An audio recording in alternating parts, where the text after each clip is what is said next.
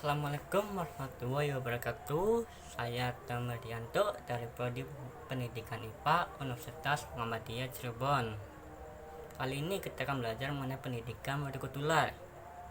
Pendidikan multikultural adalah ide gerakan pembaruan pendidikan dan proses pendidikan yang tujuan utamanya adalah untuk mengubah struktur lembaga pendidikan supaya siswa, baik pria maupun wanita, siswa kebutuhan khusus dan siswa yang merupakan anggota dari kelompok ras, etnis, dan kultur yang berbeda-beda itu akan memiliki kesempatan yang sama untuk mencapai prestasi akademis di sekolah.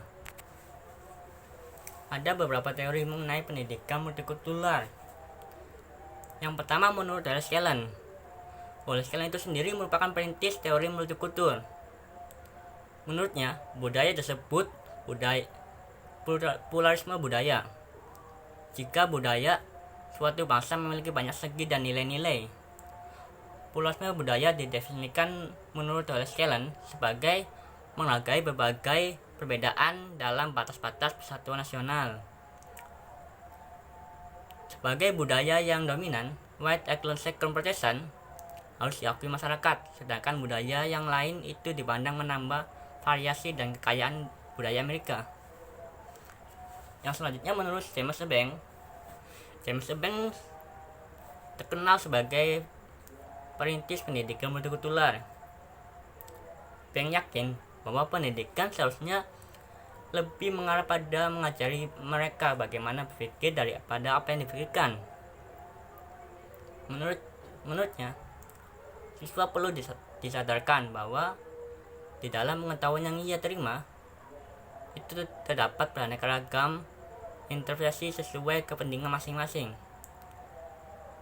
Menurut James Banks, siswa perlu didasari dalam menginterpretasikan sejarah masa lalu dan dalam pembuatan sejarah. Siswa harus berpikir kritis dengan membeli pengetahuan dan keterampilan yang memadai dan memiliki komitmen yang tinggi untuk berpartisipasi dalam tindakan demokratis. Menurutnya, ada 3 kelompok budaya di Amerika. Yang pertama, tradisionalis Barat sebagai budaya yang dominan dan peradaban Barat. Yang kedua, kelompok Afrosentris yang menolak kebudayaan Barat secara berlebihan dan menganggap sejarah dan budaya orang Afrika seharusnya menjadi sentral dan kurikulum. Yang ketiga atau yang terakhir, menurut James Banks, kelompok multikulturalis yang percaya bahwa pendidikan seharusnya direformasi untuk lebih memberi perhatian pada pengalaman orang kulit berwarna dan tentang wanita. Ada beberapa macam pendekatan dalam pendidikan multikultural. Yang pertama, pendekatan historis. Pendekatan ini mengandalkan bahwa materi yang diajarkan kepada peserta didik dengan nampak jelas ke belakang. Maksudnya agar pendidik dan peserta didik mempunyai kerangka berpikir yang komprehensif hingga ke masa silam untuk kemudian merefleksikan pada masa sekarang dan untuk masa yang mendatang. Dengan demikian, materi yang diajarkan bisa ditinjau secara kritis dan dinamis. Misalnya, ketika kita membahas tentang poligami dan tradisi Islam, maka kita tidak hanya melihatnya dari aspek teologis, tetapi juga menengok ke belakang pada masa Arab Jahiliyah di mana tradisi poligami sudah berlangsung sekian lamanya dan tanpa batas. Pengetahuan tentang historitas ini akan mendapatkan pemahaman yang lebih konseptual ketimbang tekstual semata. Yang kedua, yaitu pendidikan sosiologis. Pendekatan ini mengandalkan terjadinya proses konseptualisasi atas apa yang pernah terjadi di masa sebelumnya atau ketika tata nilai tersebut lahir di masa lampau. Dengan pendekatan ini, materi yang diajarkan bisa menjadi aktual, bukan karena dibuat-buat, tetapi karena senantiasa sesuai dengan perkembangan zaman yang terjadi. Tidak bersifat indoktrinisasi, karena kerangka berpikir dengan dibangun adalah kerangka berpikir yang kekinian. Pendekatan ini bisa digabungkan dengan metode kedua, yakni metode pengayaan. Misalnya, ajaran tentang zakat tak akan banyak memberi banyak masalah jika tidak jika kita, ya, jika kita hanya memahami secara tekstual lineal. Tetapi jika menggunakan pendekatan sosiologis, maka kita akan mendapatkan sebuah kerangka pemahaman dan di mana fungsi utama zakat adalah terletak pada dampak sosialnya. Yang ketiga, pendekatan kultural. Pendekatan ini melibatkan kepada otensitas dan tradisi yang berkembang dengan pendekatan salah kiri.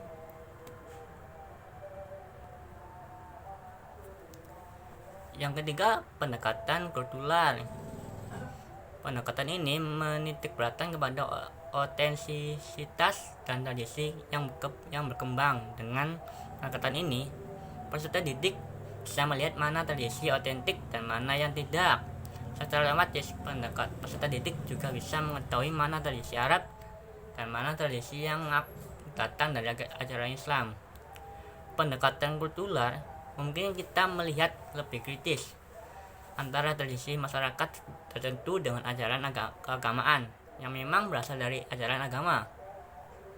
Dalam Islam misalnya, bergamis dan berjenggot masih menjadi perdebatan apakah hal tersebut merupakan ajaran agama atau tradisi masyarakat Arab semata. Sebab konsekuensinya dari pemahaman tersebut akan melahirkan keyakinan yang berbeda pula. Yang keempat, pendekatan psikologis.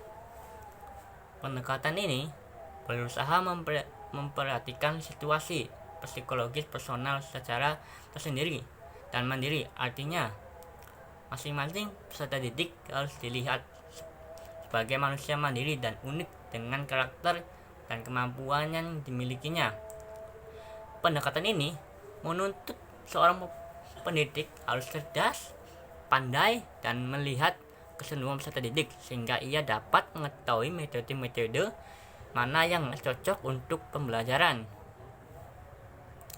Pendekatan ini menempatkan peserta didik sebagai person-person yang berbeda, yang masing-masing memiliki kecenderungan psikologis yang berbeda pula, sehingga memerlukan pendekatan cara mendidik yang berbeda pula. Dalam implementasinya, pendekatan ini memang agak sulit dipraktikkan sebab menuntut kemampuan pendidik untuk membaca keunikan personal dari setiap peserta didik yang ada. Yang kelima, pendekatan estetik. Pendekatan estetik adalah mengajarkan peserta didik untuk berperilaku sopan dan santun, ramah, mencintai dan keindahan, dan mengutamakan kedamaian. Sebab segala materi jika hanya didekati secara doktrinal dan menekankan adanya otoritas kebenaran, maka peserta didik akan cenderung bersikap kasar, sehingga mereka memerlukan pendekatan estetik untuk mengapresiasikan segala gejala yang terjadi di masyarakat dengan melihatnya sebagai bagian dari dinamika kehidupan dan bernilai seni dan estetik. Yang keenam,